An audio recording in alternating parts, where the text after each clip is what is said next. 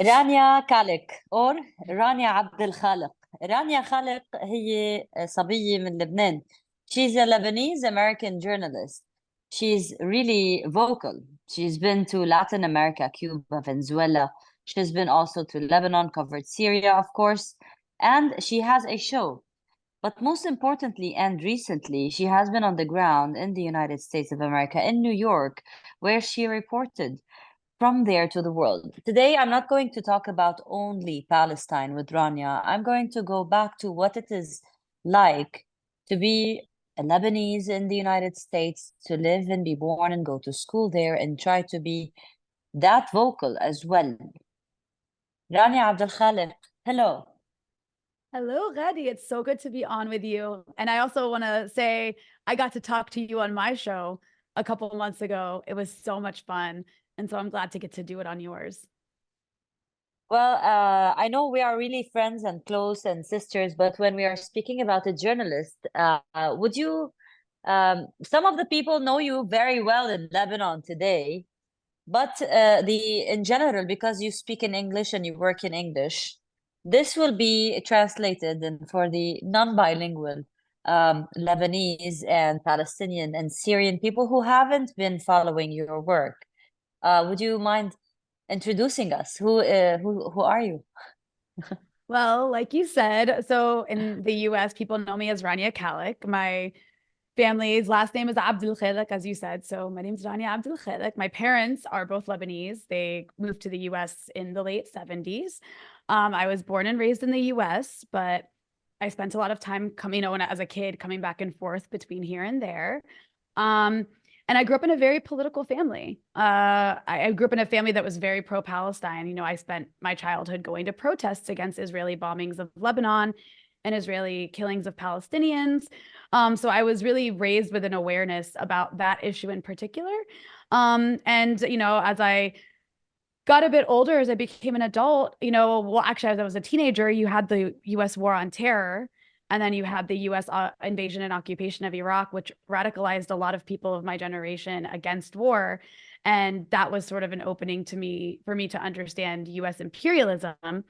And so I've always been anti-war. I've always had a sense of anti-imperialism. And as an adult, I became more aware of that. And ultimately ended up going into journalism, but it's kind of funny why. When I was in college, Barack Obama was running for president and his name was Barack Hussein Obama. So I got really excited about the idea of his middle name being Hussein, because I thought to myself, oh my gosh, maybe this man won't bomb the Middle East. So I was trying to understand more about his foreign policy, if he'd be good on Palestine. And I totally by accident came across independent media in the US, a particular outlet called Democracy Now! And it was like a gateway drug for me into like leftism and the roots of anti-imperialism and just understanding how the US controls the world. And I couldn't go back. So I just jumped into journalism and kind of taught myself. It's not what I majored in college. I know you and I probably share that in common because I know you did something similar.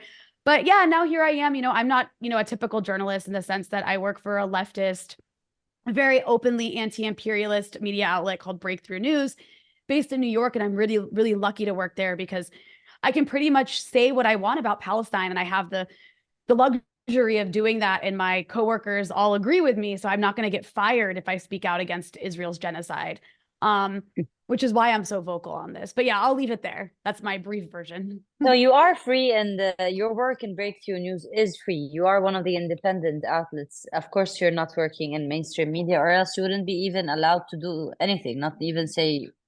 So today, before we dive into the journalism part, I want you to talk to me about your country, the United States of America.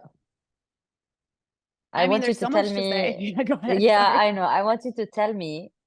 I mean, the paradox of being you, of holding that passport, of paying the taxes there, and also being that person who is persecuted and oppressed and dehumanized and killed and bombed with USA ammunitions given to the colonial apartheid occupation that is called Israel. So the paradox of being you, I'm just going to let you narrate.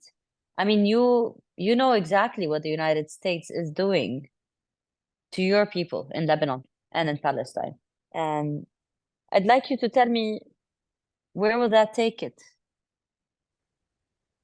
Yeah, I mean, I think it's a really interesting, like you called it, a paradox. It's a huge contradiction to grow up in the US as a non-white person, because the reason you're typically in the US is because your parents or yourself had to leave somewhere. And usually the reason they had to leave somewhere in the global South is because the US played a role in helping to destroy their country. So this is something that people from the Middle East deal with. This is something that people from across Latin America deal with, from across Africa, from across Asia. And you end up in this country where you have this hyphenated identity. For me, it's Lebanese American, right? Or Arab American. Where on the one hand, you grow up in this strange place where you're told that, you know, it's the best country in the world. It's the most superior system in the world. Everybody wants to come here. It's freedom, it's democracy, you know, it's luxury. It's amazing. It's forward, not backward. Well, Yeah. at the same time, you watch your country be destroyed by US policy, be bombed by it. You're forced to pay tax dollars to help destroy your country and so much of the world. But it's also confusing for most people because America is a very controlled place.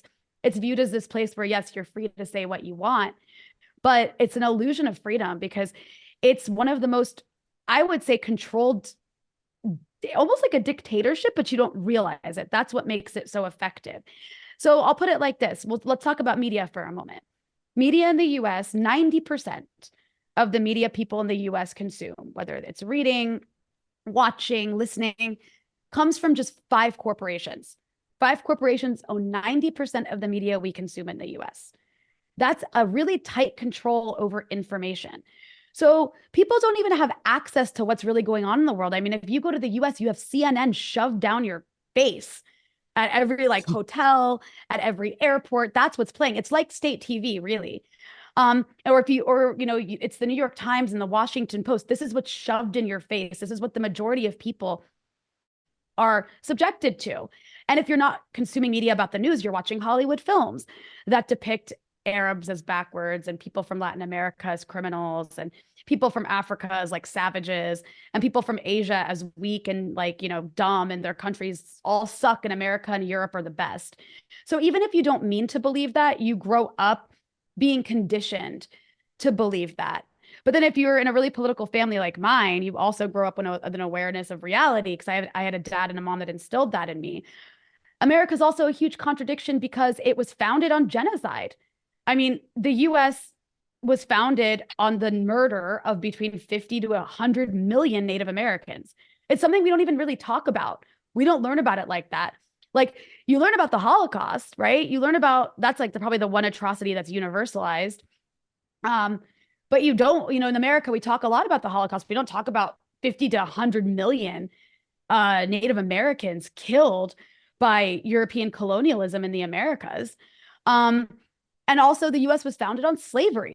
Like, they literally stole tens of millions of human beings from Africa and then created an insane, like, fascistic, racist system to justify owning them so they would do free labor for white plantation owners.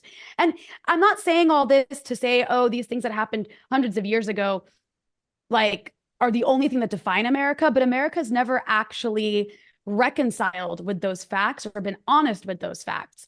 And the country continues to be incredibly racist and incredibly unequal. The racism is so in your face in the US in such shocking ways, but if you live there, you don't even realize it until you leave.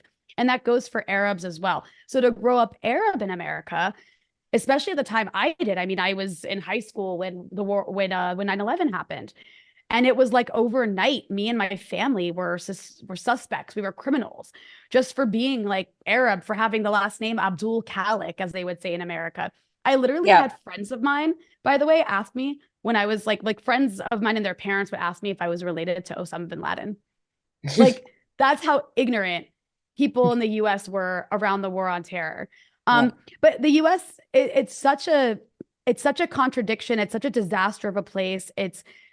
It's incredibly racist and it's also incredibly unequal, but it has this illusion of like luxury and abundance when actually most people there are really struggling. Well, Rania, your point of view might resonate with mine, but you might find many people, especially in our country, that would still buy the American dream and would say what you're saying because you have your own political news, views, and like the way you see things is different. They say you're a leftist, they say you're like pro-Russia, whatever, anti-Semite. Many tags are being put. I want to ask you more. You have eloquently put what you think the state or the status quo of the United States is, what it is, genocide and so on. I want to ask you about the present today. Although you are saying like CNN is shoved in the faces of people everywhere, like state TV, although it's only 5% independent journalism, what we see or in the streets is real. And now there is like we're lost. Is it like true that most of the Americans do not really care, and that because the APAC and all this lobbying and the money and the Zionist arm and everything from Hollywood to media, is that the winning part, or is the awareness winning? Because today we see the United States of America, how it's speaking about the genocide, how it's speaking about the Israeli genocide in Gaza. It's different, and their media is different, and also the UK and all the West. Now I know it has to do with white people being killed, but I really want to ask you, because you saw in New York. Now, is this movement that is in the streets something really big enough to say that even America is changing? Because in the end, these slaves that were brought as slaves were able to fight for their equal rights one way or the other. I know racism is still there, encrypted in the American society, but it's not, slavery is not there anymore, and they really fought and they really got somewhere. I mean, you were speaking, Barack Obama became president. This, in a way, was something that would never happen like decades ago in the States. Now, are we starting to witness a different United States of America in terms of how people think and what they want to, what they're angry about? Even though it's only 5%, or is it just we are following that part of the news and it's really too optimistic to think that even the Americans are going to stop aiding Israel at some point?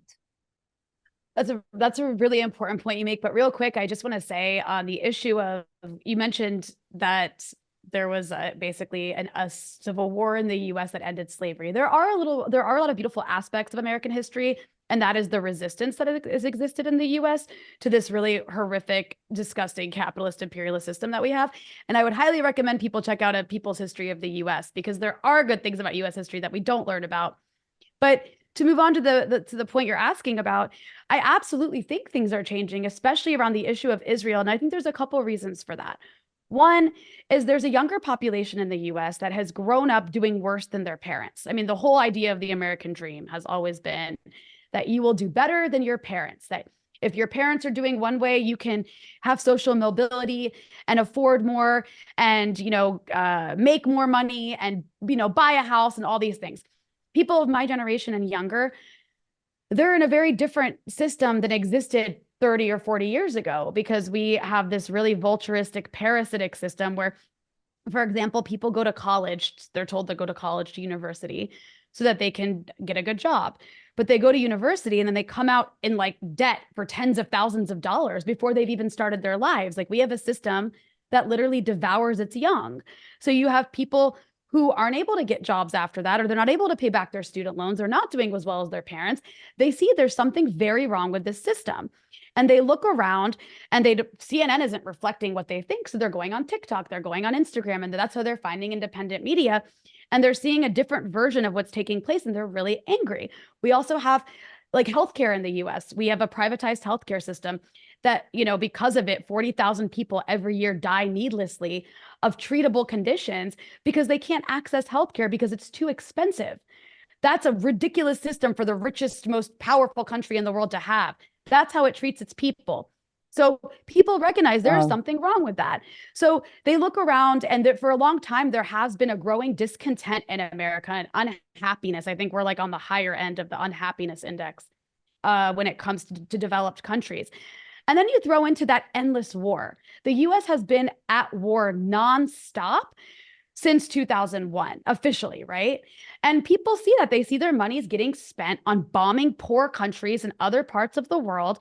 That's where their tax dollars are going. And there's already been anger about that. And then you add to that a genocide. It's a live stream genocide. The views on Israel have been changing for the last 10 to 15 years pretty dramatically among younger people because of Israel's horrific violence, particularly against Gaza, 2008, 2009, 2014, 2021. But what we're seeing now is so shockingly depraved. The fact that the Israelis are, going and like promoting their atrocities on TikTok, they're openly genocidal. Younger Americans are disgusted by that. They see it. They know that their politicians are funding it. And the last point I'll make on this is, yes, this is an actual movement that's growing because it's also revealing to people what they already kind of believe to be true. And that is America is not, in fact, a democracy. When you have 80% of your population supporting a ceasefire, meanwhile, you look at leadership and that is not reflected in more than maybe 15% of people in Congress, something is very wrong and undemocratic about that. And people recognize that. And it's not on that, just on that issue. I mentioned healthcare. I mentioned student debt. You add a genocide on top of that, and it's very obvious that the people in charge in America, this is not a democracy. There is actually no freedom. They don't care what you believe, and they think that your life is cheap and the life clearly of people in the global south is cheap.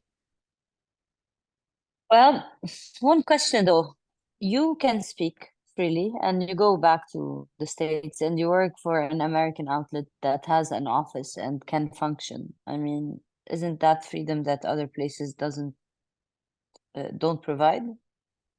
So that's a good point. I think there's different kinds of freedom.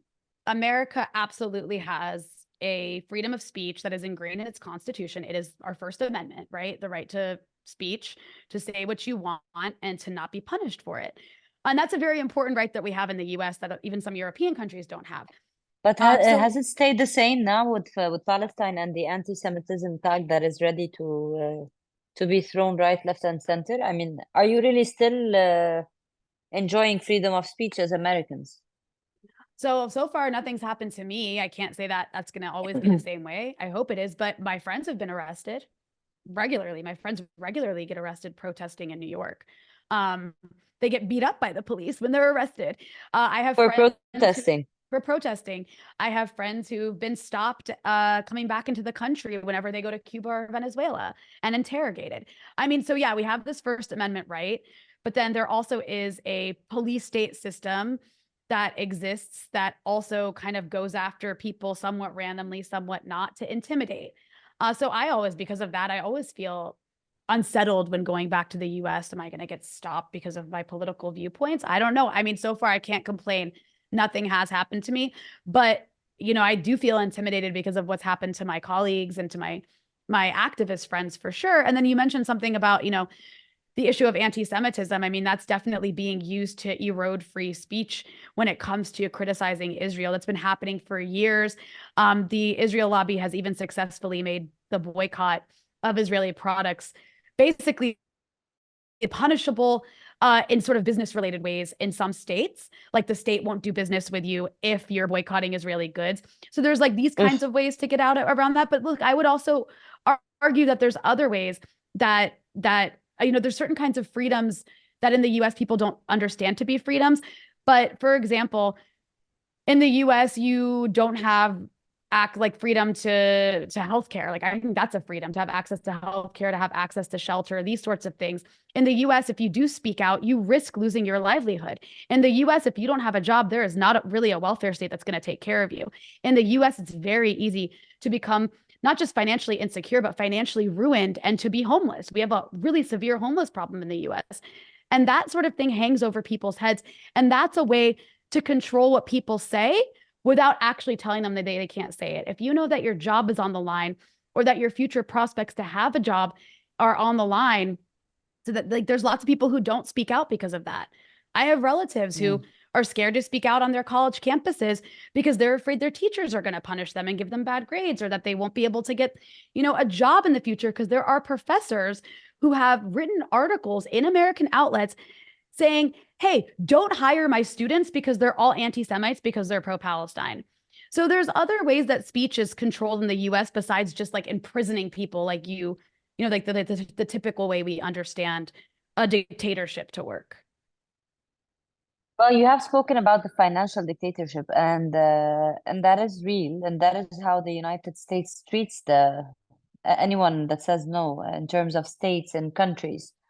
I know you have worked a lot about you have been to Cuba and Venezuela, yeah, and you have been to New York, and you have interviewed some of the really notorious names like Susan Sarandon and Alana Hadid. And now Alana has made a new production house, Watermelon, for Palestine. So I just want to ask you, is AIPAC and all the money flooding into the American society in all sorts of ways failing to really contain the narrative because of TikTok and the new generation? Is it really failing to contain the narrative? Or is it only looking like this for us because we only follow it on social media? I haven't been to the United States, and I think I wouldn't be allowed to because it's a democracy Very like free, that. so free. But but in general, I really want to ask you because when we follow on social media, it really looks like they're not being able to contain the narrative. I mean, when you follow people like Medea Benjamin, when you follow people like Mark Ruffalo or Susan Sarandon, all the people you are interviewing on your show all the time. So, how real is that? How I think it's nervous absolutely are they? The administration looks nervous about that narrative now. Is it like real? Yes, absolutely, it's real. The Israelis are nervous about this narrative. Look, this Zionism is not sustainable for so many reasons.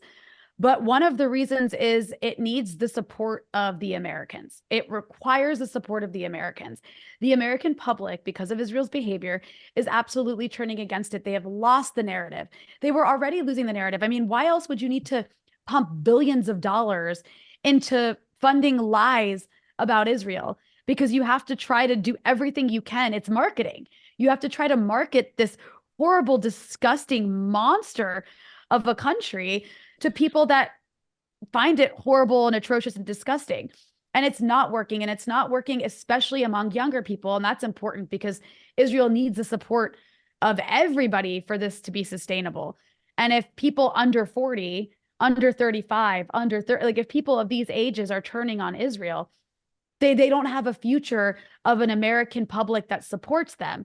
So they are nervous about that. They've been saying that for years and years and years at their yearly conferences, in their briefings, and they actually don't know what to do about it. They've even lost American news. I know that you've had a few people who are very much involved in Jewish anti-Zionist activism in the U.S., and they're a part of that. I mean, they're a product of younger Jews being completely not just uninterested in Zionism, but really disgusted by it. So Israel doesn't have the young American Jewish population anymore, which they absolutely need. They don't have young people in general anymore, which they're going to need if they want to, continue U.S. support in the future. In fact, the generation in the U.S. that supports Israel's the most is older Republicans. I mean, you can't, that's just not sustainable. 70-year-old Republicans are not a good base to have if you want to exist with American support for the next 50 years, right? So absolutely, they're losing the narrative. And this is why they want to ban TikTok. It's a huge part of why they want to ban TikTok. You even have them saying it. You have people like Nikki Haley, who was a Republican presidential candidate, actively saying we have to get rid of TikTok because she said something so insane, something like for every 17 minutes of TikTok that somebody watches, they become 30% more anti-Semitic. So she made up some ridiculous statistic. But the Israel lobby has in fact been lobbying for the banning of TikTok, specifically because that's what younger people are getting their news from. And they're not just watching Israel behave horribly, they're also sharing that they hate what the Israelis are doing. And all of that's going viral. So there is a huge shift. And it's not just online, Gladys, it's also in the streets. There are actions almost every day shutting something down in some part of the country, usually multiple actions. And every few weeks, there's some massive protests in DC or New York or LA or Chicago, all at the same time. And it hasn't stopped. They thought that by 6 months into this genocide, people would be bored and have moved on. They haven't moved on. They're still in the streets. They're still protesting. And, I think Biden's going to lose as a result of overseeing this genocide. Well, who's going to win? I think we're going to see I can't predict the future, but if it continues like this, I think we're going to see a President Donald Trump again, which isn't necessarily a good thing either. But at this point, we saw what his son-in-law wants to do with Gaza. Yes. So really, if that's the end of it, do we really expect better from Donald Trump presidency? No, absolutely not. But I think the lesson here is that there isn't a difference between these two parties when it comes to Palestine or when it comes to imperialism. Like Democrat, Republican, doesn't matter. It's just different flavors of genocide. One of them genocides you while telling you they support human rights and rainbows, and the other one genocides you while telling you, yeah, we're genociding you and we're happy about it. So, I don't know I don't know you can't tell me to decide between these two things. They're both equally horrific to me. How horrible it is for the American voter. Now the two choices are genocide or genocide. Yes. And that's why I think that Joe Biden, for a few reasons, he's also not really he's old and clearly has some sort of dementia where he's suffering cognitively for sure. There's no question. If you watch videos of him, he's not exactly inspiring anybody.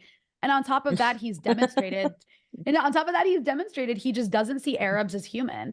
So, in the US, we have a very silly presidential election system where you have a handful of states that really decide the election. They're called swing states. This is Ohio, Michigan are some of them. I think Georgia's kind of one of them now. I won't get into specifics. All I'll say here, and I think maybe a lot of people who watch might know because they probably have relatives in Michigan, that Michigan has a humongous Arab population. And they are really angry, rightfully so. And they are saying, we cannot vote for this guy. He's literally responsible for murdering our families. So who are they going to vote for? Trump? No, I think they're not going to, or they'll vote for third party, or they'll write someone in. Maybe they'll either way. There are third party candidates either way, or they won't vote. That's the other thing is in the US, look, we're such a democratic country. We have one day to vote and you don't even get that day off of work. You just have to kind of make time before or after work. And hopefully you have the time to go wait in line to vote. But because of that, it means that people need to be inspired to take time out of their day to come out and vote for you. In 2020, people came out and voted for Biden because they just didn't want Trump again. I don't think that's going to work a second time around. So it's not about, people are going to decide to vote for Trump. It's about, they're going to say, screw Biden. I'm not voting for him. He's overseeing a genocide. In some cases, he's responsible for killing my family. I can't in good conscience vote for a man who literally does not care that Israel's wiping out babies on purpose. Well, but then again, the majority of the millions of Americans is listening to CNN. There's a certain kind of American that watches and listens to CNN, and even they are horrified a little bit.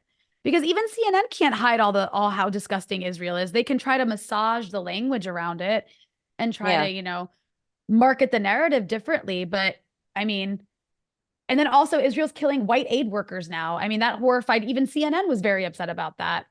So it's, it's kind of funny. Israel's even no. When you say even CNN CNN has become the example of covering up crime. Yes.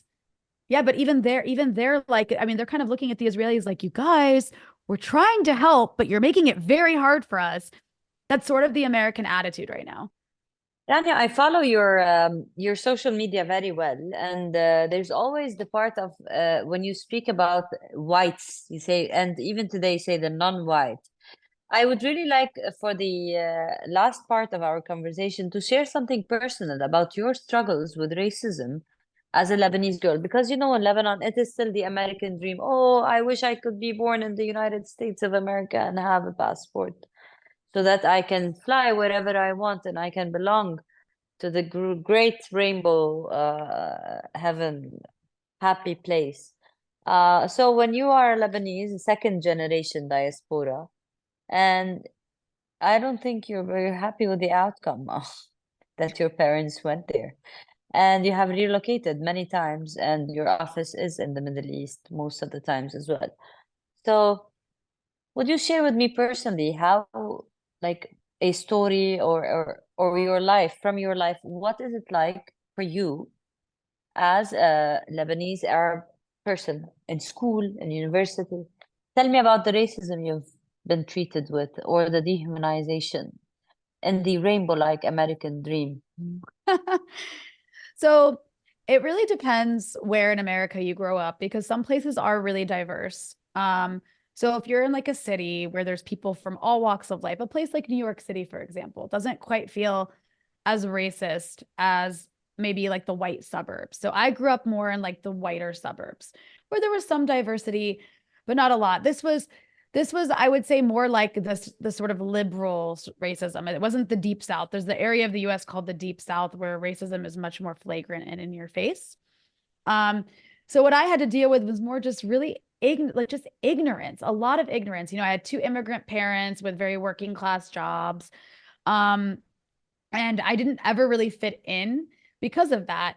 And you know, they spoke a weird language. And when you grow up in this sort of situation in the US, you're kind of made to feel or conditioned to feel like you come from somewhere inferior. It's kind of just a daily feeling you have. I come from somewhere backwards and inferior, that like where women don't have rights, and where men have beards and they're fanatics and they blow themselves up. And that's really bad. And America is like a forward-thinking place. And I think more importantly, for me, it was like every time there was a terrorist attack, a so-called terrorist attack, which they only call it that if a Muslim or Arab does it, things got really, really scary. People got really mean and people would call me a terrorist. Like I was called a terrorist. I was called like, there's words I don't even want to repeat. Like they use the word sand and word. I don't want to say it because I just can't. But like I've been called that before to my face by people because of how ignorant America is. And that happened to me when I was like a teenager and then all through adulthood. So the ignorance is all around you, but then once you get political, it's even worse. Once you start saying things like I say, then the hate really comes at you from like right-wing white people, where it becomes, I hope ISIS rapes you. I'm going to come to your house and like shoot up your family. Like that's happened to me before. I've actually had to go to the police before because I've had crazy, insane racists be so angry that I am against war and that I'm also like an Arab woman being against war, that they've like posted my family's address and said, go to her house and shoot people. So, I mean, it ranges from like things people say to your face, like calling you a terrorist, which doesn't feel good and also feels even worse when you're a kid, to being an adult getting actual death threats mixed in with this weird, I hope ISIS rapes you kind of language. And look, I have nephews and nieces. It makes me really sad to see them deal with it. You know, since October 7, my nephew's been called a terrorist at school a few times. And that, like, he came home really upset about that by like really ignorant white kids who are probably just saying whatever their parents are saying. So I think when you're Middle Eastern in the US, that's where a lot of the racism comes from. Is one, you come from a backwards culture where they hate women, and two, you might be a terrorist or you support terrorists. And that just surrounds you all the time, every day since 9/11, or since I can really remember. As for other people, like, look, if you're Black in America, it's even worse. You know, we have a system of imprisonment in America. We have the highest prison population in the world. Everybody loves to talk about China and Russia. No one talks about America has 5% of the world population, but 25% of the world's prisoners. And a significant amount of those prisoners are Black people who are in prison just for being poor. And they're in solitary confinement. They're tortured. I mean, the situation in American prisons is so horrendous. And that's not to even speak of the fact that we have regular police shootings of Black people and also Latinos and Middle Easterners as well, because they're considered a threat automatically. So there's so many like layers of racism in the US. I haven't even gotten into like the economics of it. There's like economic racism. There's areas of the US, like poor Black neighborhoods, where there's no grocery stores. Imagine you're trying to raise a family in a place where there's no grocery store at walking distance. You have to go like take a train and a bus to get to a grocery store, but there's a liquor store on every corner. That's what the US is like. It's a very segregated country. It's like it would take hours to sit here and explain the fact that there's so many different Americas. There's the America that some Lebanese know who moved to the US and they're successful and they make money and they get to kind of be promoted to whiteness and they're accepted by the white community. And then there's the other America that's poorer, working class, and darker looking, and exists. It's like another planet. So it's like you can go to New York and live one life, and you can go to, you know, California and live another. You can go to Arizona and live another. And in each of those places, you'll have a different flavor of racism and a different flavor of segregation and a different like flavor of struggle that you can really only surpass if you have a lot of money. Well, there really needs many hours to discuss everything. I would really like to invite everyone who listened to this small and quick conversation with Rania Abdelkhalik to follow her show on VTN News, on Breakthrough News, and her conversations and her live streams. And Rania, one more thing. We saw you roast Sami Ismail on Twitter. And I can remember you told him, like, Sami, I can't really take you seriously. As a Lebanese who sees what part of Lebanon the Americans deal with. Now tell me about that. How do you see these people who are always trying to make America love them and like them, and they just parrot like say anything that the U.S. foreign policy is saying in the Middle East, even if it's about them personally and their people. So, as a Lebanese, how do you feel about the Lebanese American wannabes? Every country has these people. They're traitors, they're collaborators, and they want to make nice with the colonizers in hopes that the colonizers will accept them as one of them. And they also profit off of it. They're parasites, these people. And they're also irrelevant in Lebanon. You know, they are, especially in Lebanon. The only thing that's relevant in Lebanon right now are the people fighting Israel. Sami Ismail and his family do not matter. And the only way they get to matter is because America keeps pumping them with support and money, and whoever else does. And it's quite pathetic. And I can't take those people seriously. I also look at them as dangerous because they want to sell their country to imperialist parasites who want to control everything and keep everybody down. I mean, we have a disgusting system in this world where you have the Europeans and the Americans with all this luxury that they've literally looted from the rest of the world. They just steal resources from the rest of the world. And the way they do that is by getting people in every global South country, like Sami Ismail, to do their dirty work inside the country. So that guy should be ashamed of himself because this country is in a state of war right now. And he's essentially letting the people committing it off the hook and trying to collaborate with the people responsible, as his party has done in the past. And I'm happy to call that out whenever, and I'm happy to do it with my American accent. That's probably what surprised him, because I think a lot of people assume if you're raised in the West, you're going to come out with their mentality. That didn't happen with me. I know exactly who that guy is. I know exactly what he stands for. They exist in Cuba. They exist in Venezuela. They exist in China. In every country, there's these traitors who want to sell their countries to the devil. And that's exactly what he is to me. Well, there is a large tranche of the Lebanese society that really likes these speeches, and we are really at dark times. Rania Abdelkhalik, thank you for giving me your time and discussing all these American Lebanese issues. For more, always follow Rania on Instagram and X and her show on BTN. Thank you, Ghadi. This was awesome. Thank you.